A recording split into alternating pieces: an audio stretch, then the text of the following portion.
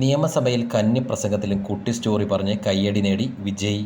തമിഴ്നാട് നിയമസഭയിൽ കന്നി പ്രസംഗത്തിലും കുട്ടി സ്റ്റോറി പങ്കുവച്ച് മുഖ്യമന്ത്രി വിജയ്. സ്പീക്കറായി ജെ.സി.ഡി. പ്രഭാകറെ തിരഞ്ഞെടുത്തതായി ബന്ധപ്പെട്ട് വിജയ് പറഞ്ഞ കുട്ടി സ്റ്റോറിയാണ് വലിയ ശ്രദ്ധ നേടുന്നത്. സ്പീക്കർ പദവി പണ്ട് ബ്രിട്ടീഷ് പാർലമെന്റിൽ എത്രത്തോളം അപകടമായിരുന്നുവെന്നു ചരിത്രമാണ് വിജയ് തൻ്റെ തനതായ ശൈലിയിൽ അവതരിപ്പിച്ചത്.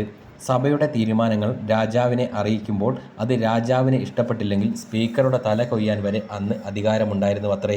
ഈ ഭയം കാരണം പുതിയ സ്പീക്കറെ കസേരയിലേക്ക് വലിച്ചു കൊണ്ടുപോകുന്ന രീതി നിലവിൽ വന്നു. അതിൻ്റെ പ്രതീകാത്മകമായ തുടർച്ചയാണ് ഇന്നും സ്പീക്കറെ ഭരണ പ്രതിപക്ഷ നേതാക്കൾ ചേർന്ന് കസേരയിലേക്ക് ആനയിക്കുന്നത്. വിജയ് പഠിച്ച അതേ കോളേജിൽ തന്നെ ഉണ്ടായിരുന്ന ഉദയനിധി സ്റ്റാലിൻ സ്പീക്കറെ ആനയിച്ചപ്പോൾ വിജയ് നടത്തിയ ഈ പരാമർശം സഭയിൽ കൗതുകവും ചിരിയും പടർത്തി. വിജയുടെ കുട്ടി സ്റ്റോറിയുടെ പൂർണ്ണരൂപം ഇങ്ങനെയായിരുന്നു: ബഹുമാനപ്പെട്ട സ്പീക്കർ, താങ്കൾ എതിരാളികൾ ഇല്ലാതെയാണ് സ്പീക്കറായി തിരഞ്ഞെടുക്കപ്പെട്ടത്. താങ്കളെ ഈ ആസനത്തിലേക്ക് സഭാ നേതാവും പ്രതിപക്ഷ നേതാവും ചേർന്ന് കൈപിടിച്ച് ആനയിച്ചിരുത്തി. ഈ സമ്പ്രദായം എങ്ങനെ വന്നു എന്നത് രസകരമായ ഒരു ചരിത്രമാണ്. ഇംഗ്ലണ്ടിലെ പാർലമെൻറ്റ് നടപടികൾക്ക് സമാനമാണ് നമ്മുടെ പാർലമെൻറ്റ് നടപടികളും. രാജഭരണകാലത്ത് തന്നെ അവിടെ പാർലമെൻറ്റ് നിലവിലുണ്ടായിരുന്നു. അക്കാലത്ത് എല്ലാ അധികാരങ്ങളുമുള്ള രാജാവും പാർലമെൻറ്റും ഉണ്ടായിരുന്നു. രാജാവ് ഒരു കാര്യം ചെയ്യാൻ ആഗ്രഹിക്കുമ്പോൾ പാർലമെൻറ്റ് പലപ്പോഴും അത് നിരസിക്കും. രാജാവിൻ്റെ താൽപ്പര്യം പാർലമെൻറ്റ് തള്ളിക്കളഞ്ഞു എന്ന വാർത്ത രാജാവിനെ അറിയിക്കേണ്ടത് പാർലമെൻറ്റ് തലവനായ സ്പീക്കറാണ്. സഭയുടെ അഭിപ്രായം രാജാവിനോട് പറയാൻ വലിയ ധൈര്യം വേണം.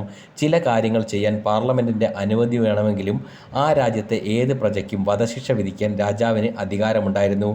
തൻ്റെ ഇഷ്ടം പാർലമെൻറ്റ് നിരസിച്ചു എന്ന് പറയുന്ന സ്പീക്കറെ വധിക്കാൻ രാജാവ് ഉത്തരവിടുമായിരുന്നു. തല വെട്ടിക്കളയൂ എന്ന് അവർ ആജ്ഞാപിക്കുമായിരുന്നു. ഇത് പലതവണ സംഭവിച്ചതിനാൽ ആരും സ്പീക്കർ പദവിയിലേക്ക് വരാൻ ആഗ്രഹിച്ചിരുന്നില്ല.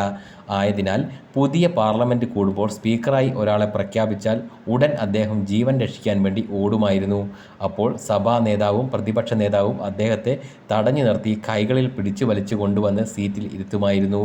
അന്നു മുതൽ നിലനിന്നു പോന്നിരുന്ന പാരമ്പര്യമാണിത്. ജനാധിപത്യം വന്ന ശേഷവും ഈ കീഴ്വഴക്കം തുടരുന്നു.